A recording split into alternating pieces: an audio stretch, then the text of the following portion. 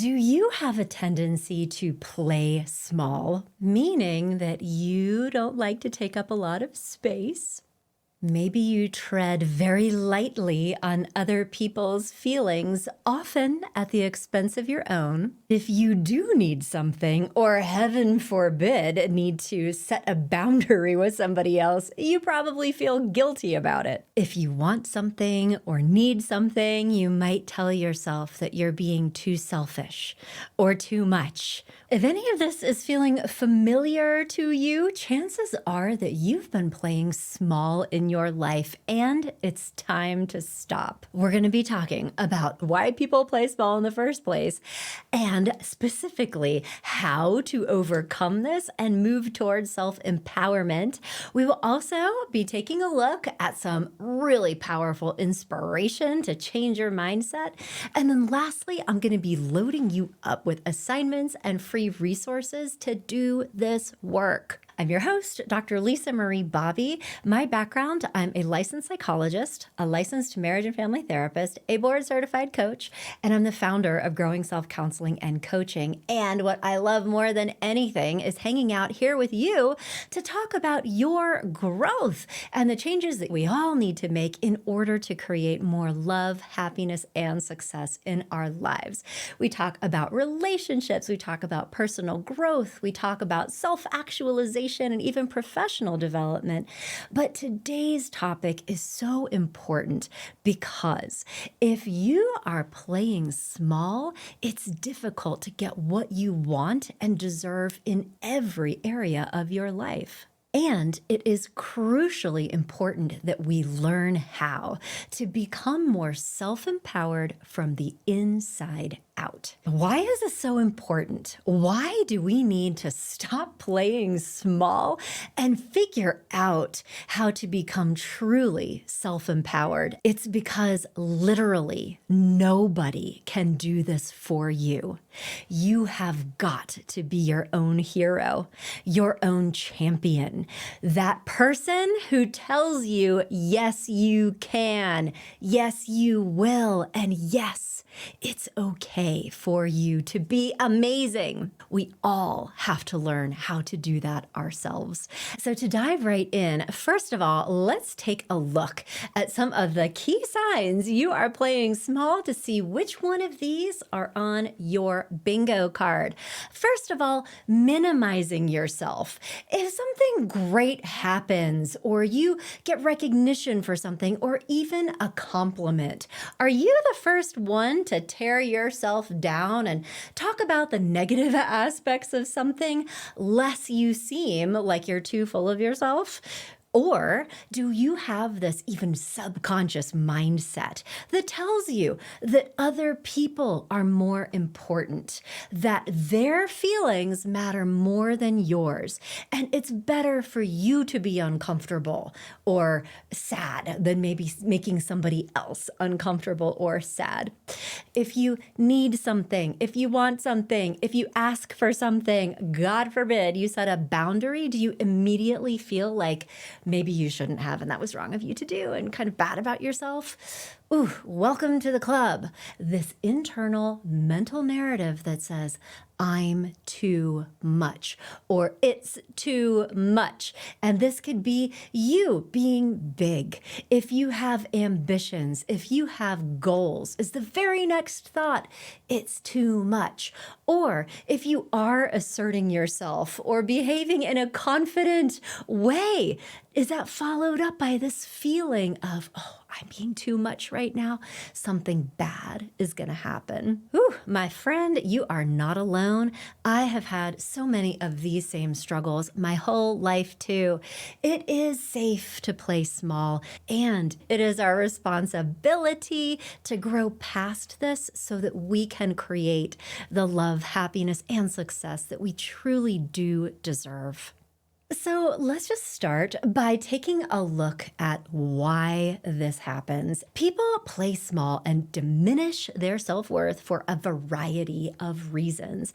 Many times, this can be rooted in past experiences, but also things like societal influences and, more than anything, our mindset and our personal beliefs. So, here are some common factors. And as we talk through these, I want you to be thinking about which of these is probably true for you. First of all, you might fear being judged or people liking you less if you assert yourself or if they see you pursuing your goals. We all know intellectually that this is probably rooted in their own issues, but it doesn't change the fact that we also desire approval. We want to be accepted for ourselves, right? And so when we want to be approved by others, we crave that validation, that acceptance, right? And so we don't want to do things that we fear would change the way other people feel about us, that they might like us less. We might alienate other people or displease them if we're a little too much, right? Another thing, though, that can be a big driver of playing small is that when we have low self esteem or low self worth and negative thoughts and feelings about our own competence, our own confidence, maybe you had a harsh parent who criticized you, maybe you experienced failure in a way that led you to feel ashamed of it, you weren't supported in a growth mindset, or maybe you have had legitimately very difficult or even traumatic things happen in your life that led you to feel small, weak, or powerless. This understandably can cause all of us to doubt ourselves, doubt our abilities, doubt our worth, leads to things like imposter syndrome, and really like believing that other people are better than we are, even if it's subconscious. Maybe that's not a fully formed thought, but it's still in there deep down, and that can be difficult to manage, but it's absolutely possible.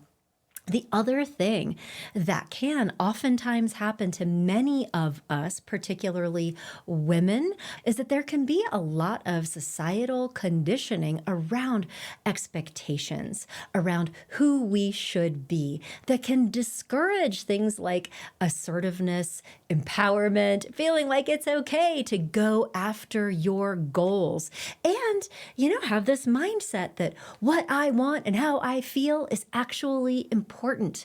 This can turn into a tendency to play small and diminish ourselves so as not to, be disliked or make it seem like we're out for ourselves. And this is especially important if you come from a culture that really emphasizes humility, conformity, and discourages anything like self-promotion or assertiveness, because that can really impact the way that we show up with other people, but it can also change our mindset.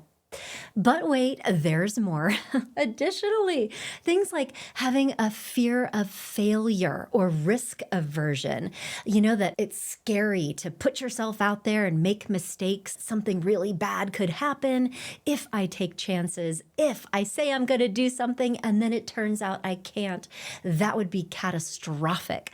This kind of mental narrative can prevent you from taking bold actions or setting ambitious goals because it feels safer to just shelter in place and not even try. Additionally, perfectionism can lead us to diminish ourselves and make ourselves small because we're afraid of not being perfect. This belief that we have to be great, we have to be perfect all the time, can lead to so many problems when it comes to empowerment because we stop challenging ourselves. We avoid situations where we don't actually know that we're going to be perfect in them.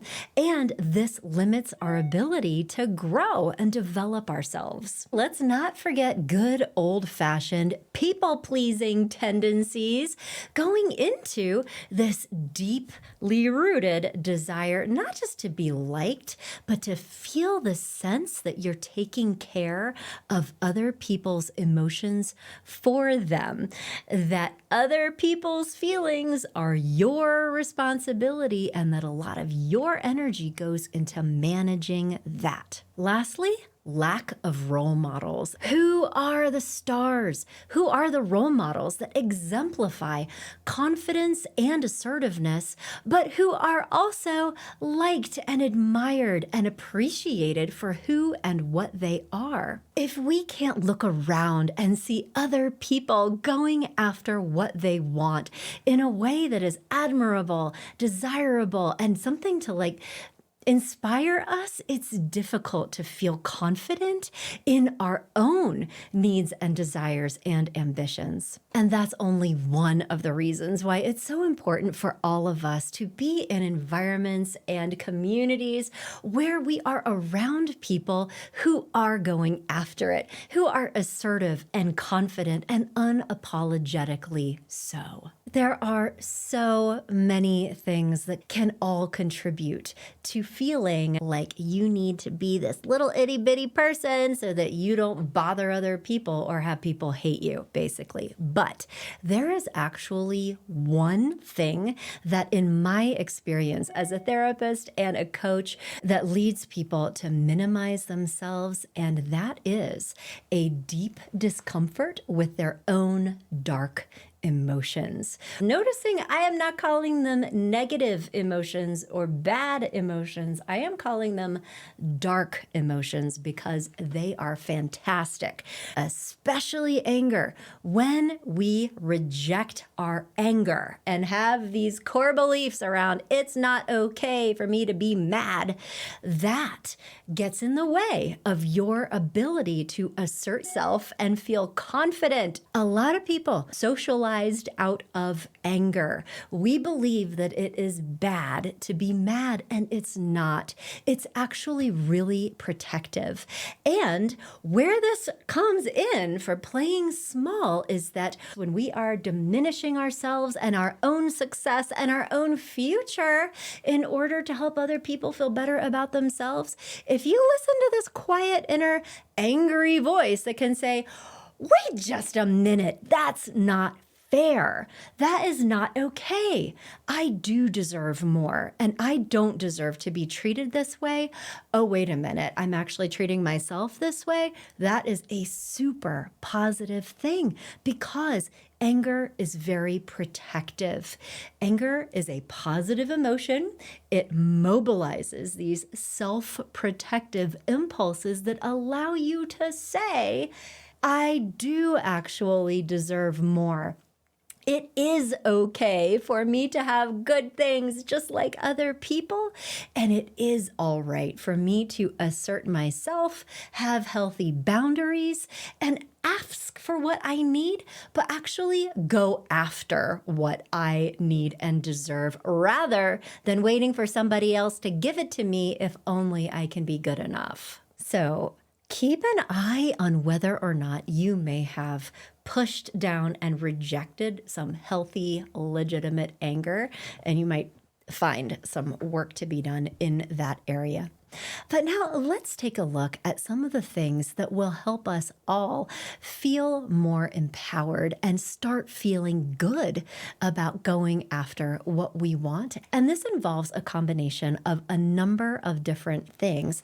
Most importantly, though, mindset shifts. In order to feel okay about being big and amazing, it's essential that you first have clarity into the existing mindset that you may not be fully conscious of, but that is narrating your actions, your beliefs, and your feelings.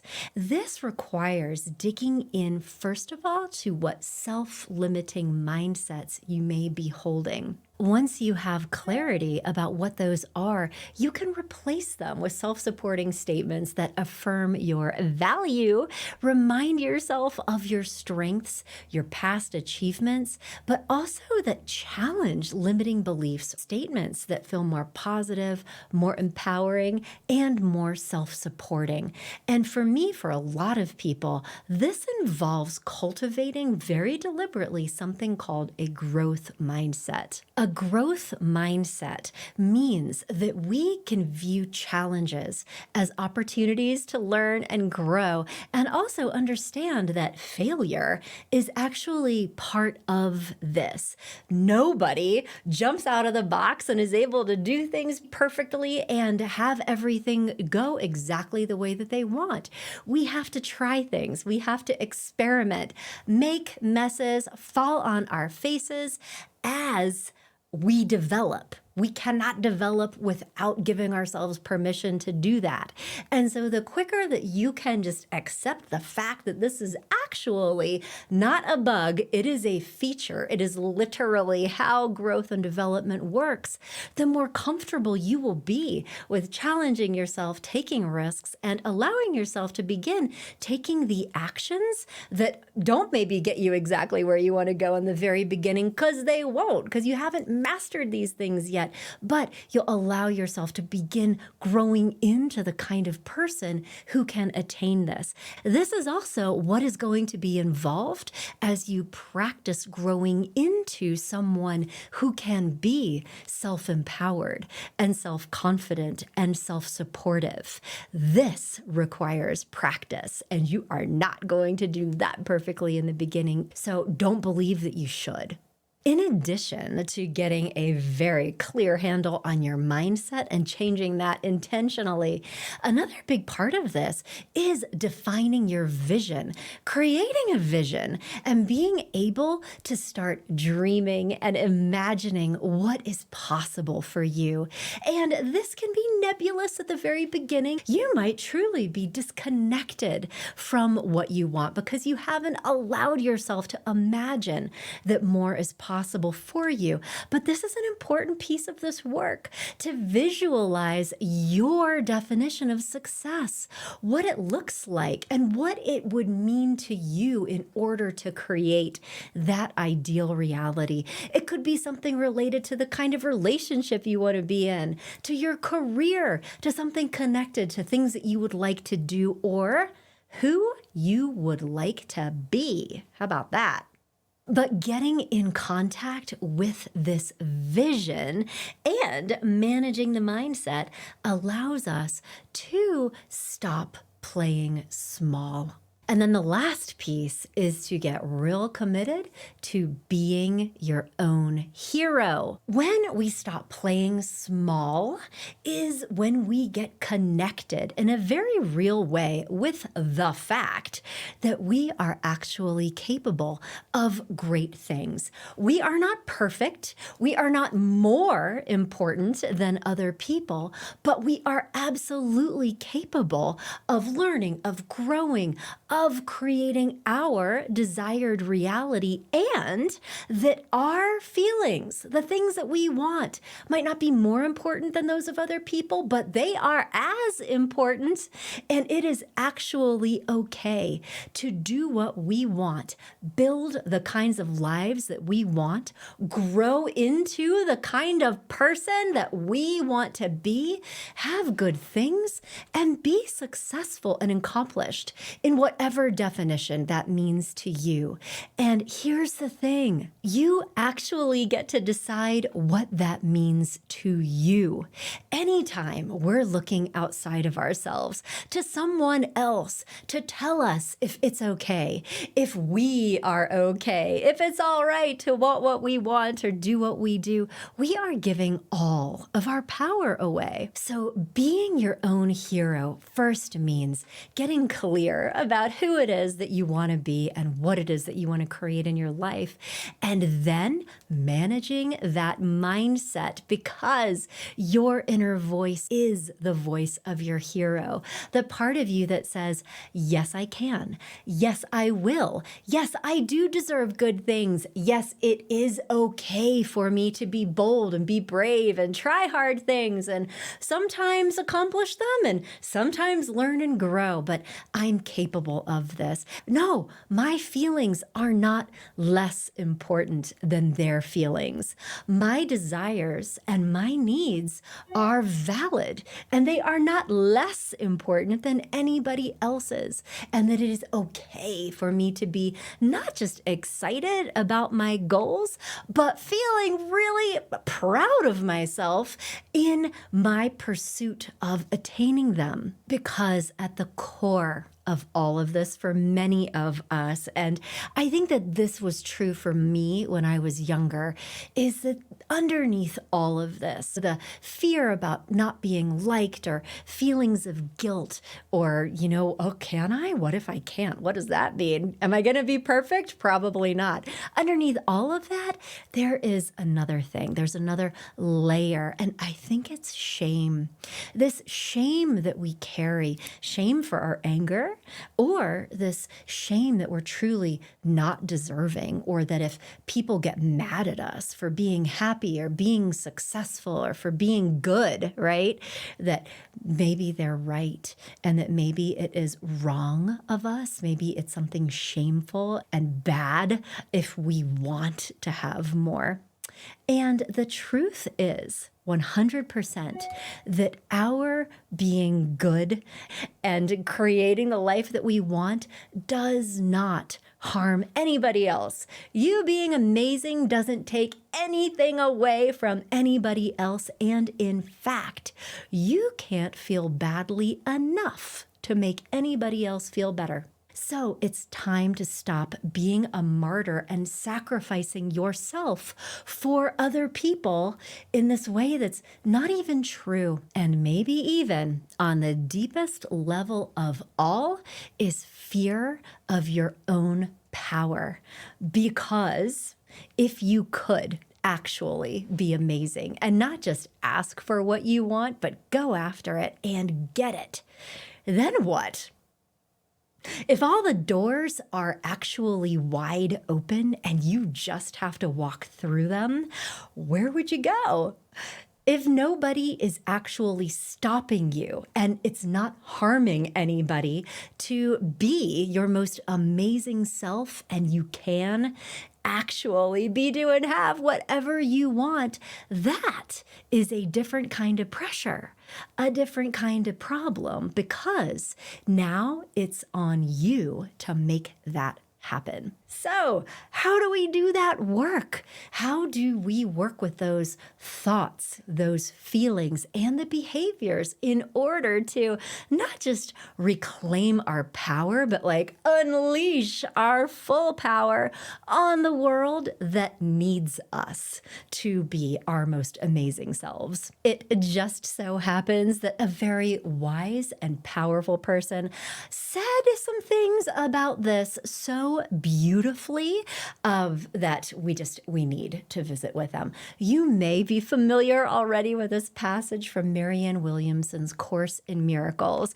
If you haven't heard this before, I am so thrilled to share it with you. It's been a source of inspiration for me personally for a long time. And maybe you tuned into this podcast today because you needed to hear this message again. Here we go. Our deepest fear is not that we are inadequate. Our deepest fear is that we are powerful beyond measure. It is our light, not our darkness, that most frightens us. We ask ourselves, who am I to be brilliant, gorgeous, talented, fabulous? Actually, who are you not to be? You are a child of God, and your playing small does not serve the world. There is nothing enlightened about shrinking so that other people won't feel insecure around you. We are all meant to shine as children do. We were born to make manifest the glory of God that is within us. And it's not just in some of us, it's within everyone. And as we let our own light shine, we unconsciously give other people permission to do the same. As we are liberated from our own fear, our presence automatically liberates others. So, how about them apples? Marianne Williamson reminding us that it's not actually all about us when we do this and become fully self-actualized and empowered. Not only do we create the lives that we want, we become that role model for other people to look to you and say, she's doing it. And she has a nice life, and people still like her, and she seems happy. She's made mistakes along the way, but she keeps going, and look what she's been able to do. She is still a caring person.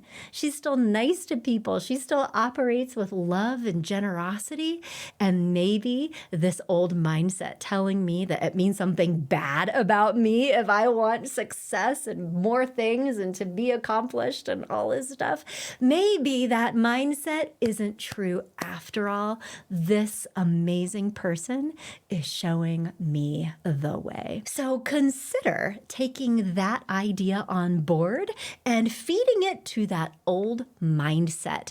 Your hero can tell you it's not just your right to be amazing, it is also actually your responsibility. So thank you to our inspiration and muse, Marianne Williamson, for those very wise words. And if you want to learn more about her work, obviously look up A Course in Miracles. It is a classic good stuff, and I hope you check it out. Mindset, vision, being your own hero.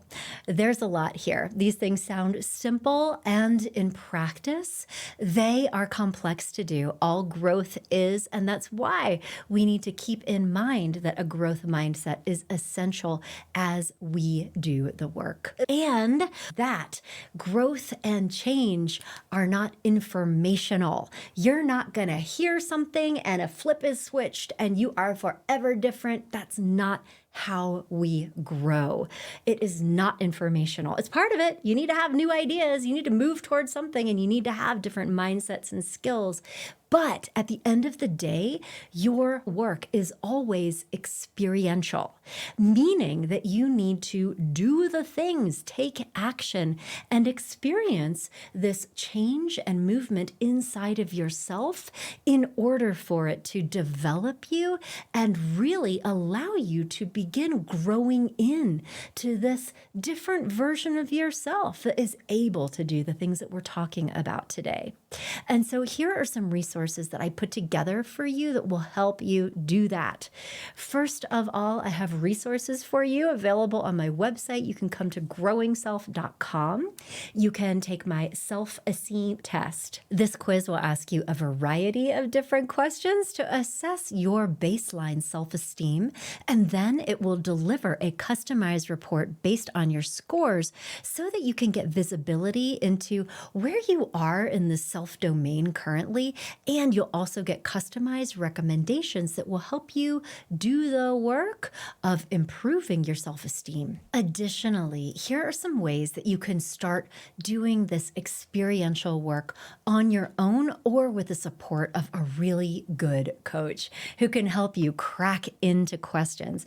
These are journaling prompts if you want to write these down and then write down your answers to them, or if you did work with a good coach to get visibility into yourself and help you shine a light into your own blind spots. Questions like, why do you currently play small? What are the feelings or the false beliefs that are attached to this for you? You've heard about a number of possibilities in this podcast, and which of those may have resonated to you, but also be thinking about your own life experience. And so like challenging yourself on, if you do play small, why is that? And not in a shame-based, self-judging way, but in a, why does this make sense given my life experience kind of way? And let yourself just go into that without judgment. Additionally, another very important question to be exploring is if you really could be, do, or have anything, what would that be? And as you imagine the things that you might like to achieve or the person that you want to grow into, does anything else come up for you around that? Like if you think about yourself doing something amazing or growing into this admirable version of yourself, is there this voice in the back of your head that tells you that it's bad of you to be thinking that way, or no, you can't, or that's selfish, or I don't know, what is that? So part of it is creating the vision, but also part of it is experiential. What happens inside of me when I entertain that vision? That's where the action is. And then lastly, how do you become your own hero? Like, what would it look like? What would it sound like inside of your mind even? What would you be saying to yourself if you were your own champion, stepping up to say, you don't have to feel bad about this. It's okay for you to take action on your own behalf, reminding you that you're just as important as anybody else and that it is absolutely okay to say no, to set boundaries. You're not responsible for other people's feelings. You can only control yourself. And if you are confident in the fact that you are operating with love and integrity, and anything beyond that is in somebody else's hands, like that's the kind of messaging that we all need to have with us as we move through our days and our lives when we are striving to be self-actualized and empowered. And so for you to be thinking about, what does that sound like? What do I want it to sound like? And maybe, setting out some new thoughts that you can be reminding yourself of, or again, working with a good coach who can be supporting you in developing the ability to do this every step of the way. Now, on that note, if this is something that you would like more support from me around, I am here for you.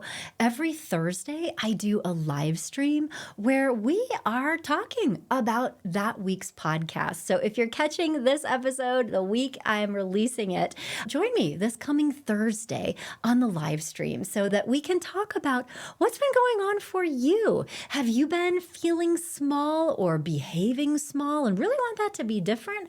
I would love to hear more about that, what's going on around you or inside of you, and provide you with some recommendations about things that might help you as you're on this journey of growth. If you'd like, you can ask your questions in advance. Otherwise, you can just join me on the socials in real time Thursdays at 12 p.m. and just drop your question in the comments and I will address it during our time together. And if you sign up through that link, you'll also get email reminders of when the live stream is going to happen so that you don't miss it. And you will also get a recording of the live stream sent. So if you can't make it in person, you will still hear your question answered and still get to participate. Thank you so much for spending this time with me. And I hope that you got some takeaways and things to think more about and to try some actionables that will help you grow big and powerful and feel great about it.